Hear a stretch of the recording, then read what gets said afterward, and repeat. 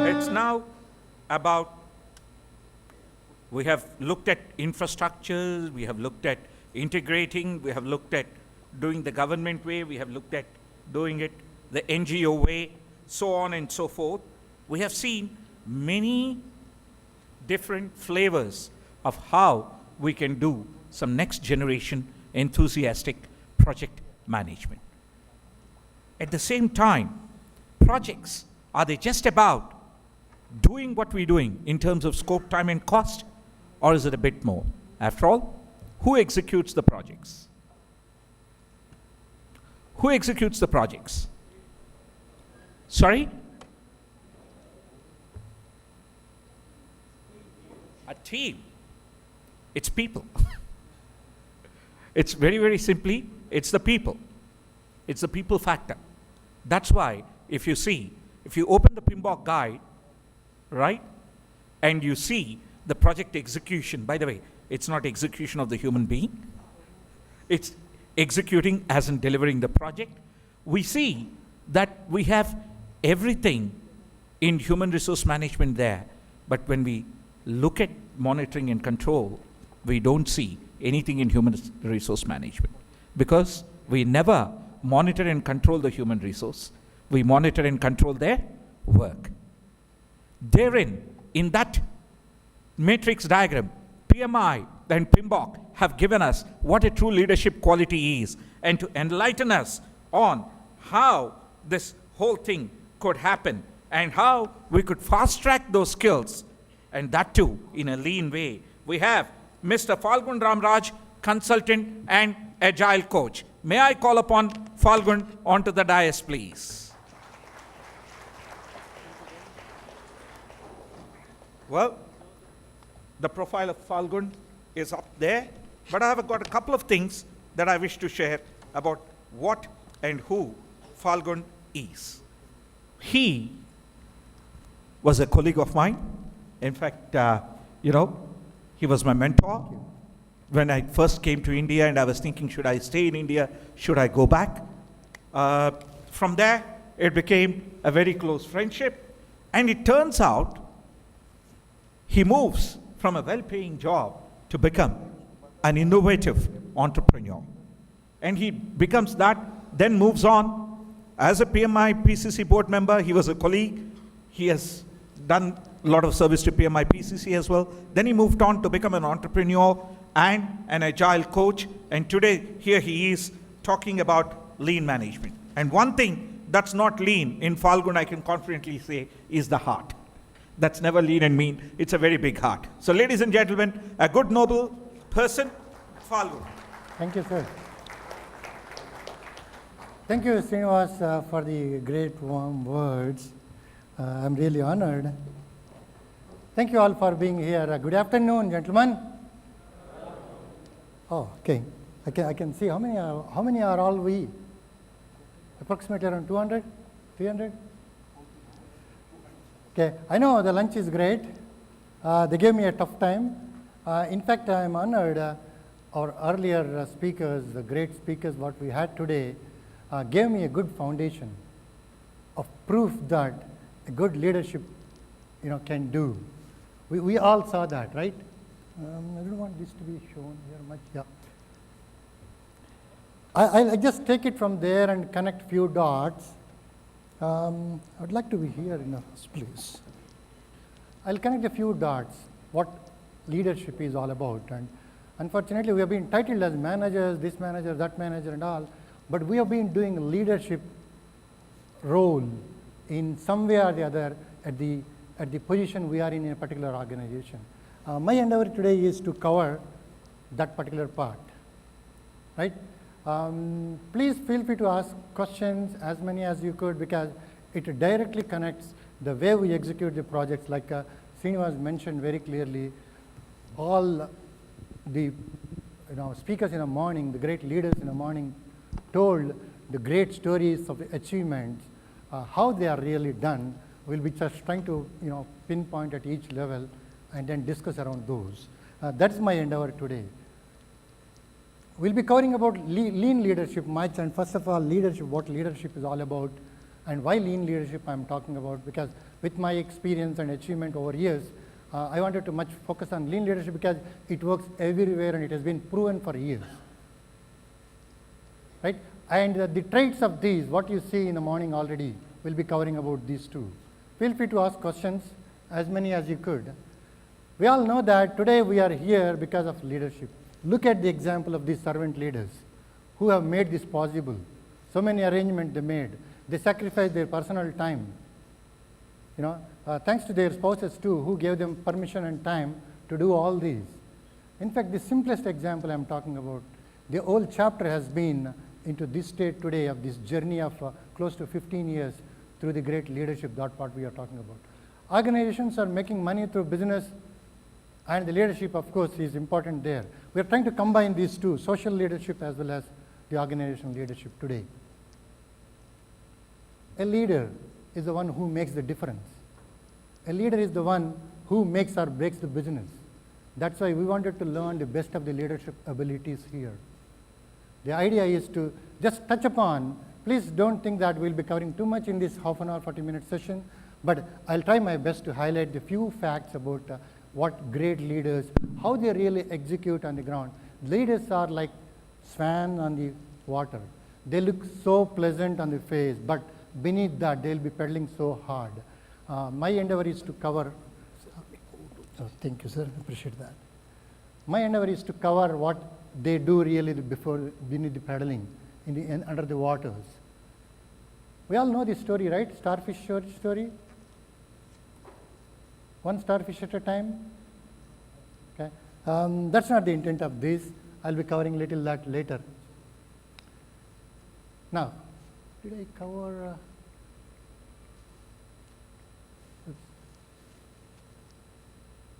Okay, let me start my own. I leave this blank because, basing on the audience, I keep changing my story. Today, this morning, I was really moved with the kind of social work, the philosophy, at the same time, the business leadership we were talking about. So let me go into that. One fine morning, there is a kingfisher bird. We all know kingfisher bird, right? A beautiful kingfisher bird, which has the capability, the ability to go deep down the river, get the food out, goes out. One morning, one kingfisher goes deep down and gets the fish out. And it is happily flying with the fish. It was a bright sunny light. Miles away, there is a hawk, the eagle. It sees the kingfisher. The kingfisher bird doesn't care about it. It keeps going, and the hawk dives down and goes after the kingfisher. The kingfisher keeps flying fast enough it could, as fast as it could. The hawk doesn't leave it, chases, it bruises, and it really wrecks its all feathers and wings, and almost the kingfisher, is in a state that it is unable to fly, literally. Then in that stage, what it did is it drops the fish, which was there in its beak. What do you think the hawk will do?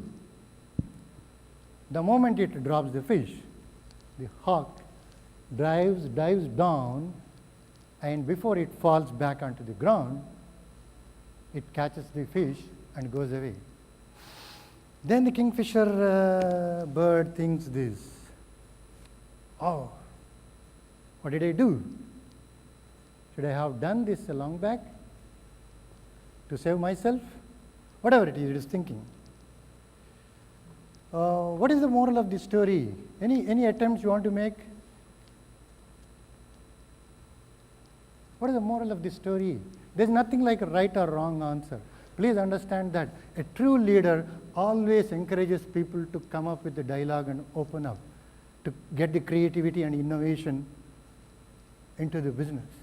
So there's nothing like right or wrong answer in this world. Everything is arbitrary. Any attempt you want to make why this? Oh, please go ahead.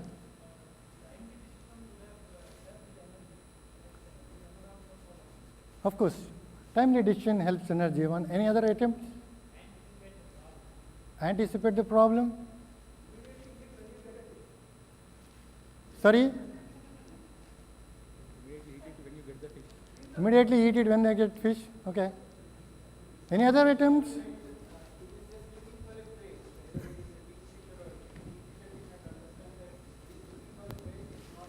Yeah. Okay. Okay. I know, honestly, I did not expect these answers from you. I do not even expect the actual answer to, because it is very philosophical. It is very philosophical. The statement I would make after this story is simple like this. People do not like or hate others. They like or dislike what you have. Period. None of my managers liked me. They liked or disliked what I have for the business, for what I can do for him or her. That is the fact of this story. The original concept, the philosophy of this story is that. So the businesses today really have to serve the customer. Understand the customer's focus. To serve the customer is what we are here for. Essentially, if you look at, our customers are looking for what they want. Whether we provide or not, they have somebody else to choose. So the project management plays a great role in this, because our poor management and the portfolio level are counting on us as project managers for the kind of profitability that they expect out of each of these projects and the kind of services our products have to do for our customers. So our idea of talking about this particular story is that understand the fact and intent. Nobody likes or dislikes us, what we have. We need to improve what we have. What we need to improve is the leadership abilities. In this case, my endeavor is to talk about that. Right? Great leaders, we already heard about it in the morning with an example, true example. They build a great culture where we feel energized, empowered, learn, grow, feel part of it. Right? We love to come to work every day and work and feel like, yes, I made my day. Okay, thanks. Thank you, appreciate that. People on the back side, are you able to hear me? Is it a little better now? Oh, okay. Sure, thank you, appreciate that. Okay, so leaders build a culture. What is culture about? Culture to me is a socio-psychological environment that the leaders create, where people freely exchange ideas, bring in the creativity and innovation onto the table, and then pass on that to the customers. That is the idea of leadership about, right? Leaders have to self-develop before they can develop others. Lean leadership much talks about self-development first and passing on that leadership knowledge to the other leaders who they create in the business. We'll be covering that in a little bit. They create oneness in the organization. One organization, one focus, one mission. We all should be achieving that. This departmentalization is for the convenience, reasons of convenience, and how we can work together as one organization, one entity is what the leaders teach us. Right? Leaders create two true teams, the teams that really deliver together. That it is the teams at the end of the day that they deliver, not just the managers like us. The teams on the floors are the ones who deliver. Leaders create those kind of teams. That is the idea of Have you heard of the 5 key dysfunctions of a team? The 5 key dysfunctions of a team, like lack of trust, right? There's a fear of conflict. People cannot open their mind, what they wanted to tell. All these things the leaders keep avoiding. Great leaders. They create a culture where people commit and then do what they want. They own the responsibility. They take the ownership, and they make sure that they pay attention to the results that are happening, and they become part of it and own that responsibility of the success as well as the failure. So great leaders create such an environment. So lean leadership much does this, said or unsaid. I'm trying to bring in the points together. So leaders do create teams. They create teams, they motivate teams, they energize teams, they develop teams. They make sure that they hire the best of the people for the job that each of these roles has to do. We're talking about the roles so far here, not the positions. Please understand that. Right? Okay. These are, okay. Thank you. Thank you. So we hire the right people. The great quality is like listener. A great listening is important for the people. If you really look at the word listen and the word silent, they both are made of the same word, same characters, same letters. Only if we are silent we can listen. So if you have seen any of the great leaders in the world, they're all great listeners first. Understand the problem of the people, for example. Then 50% of your problem is solved. Right? So let me try to put these all leadership qualities into a single slide, which we call the lean leadership house. First of all, one key element which I've been seeing missing in most of us as leaders is the spirit of continuous challenge, which kindles us the energy. Like we charge our cell phone every morning or every night, right? It energizes the phone. The leadership has to energize themselves first and ensure that that energy flows through the team so that they deliver what they can do. So the spirit of challenge, to take more and more challenges, continuously, consistently growing, is what we are talking about here. We'll try to elaborate that. And the most important thing is the continuous improvement, relentless continuous improvement, that the world is not perfect. We need to make it more better. That is what is the Kaizen mindset we are talking about here. So a true quality of a leader, these are the real true, the roof part. Without this roof, the entire house doesn't make much sense.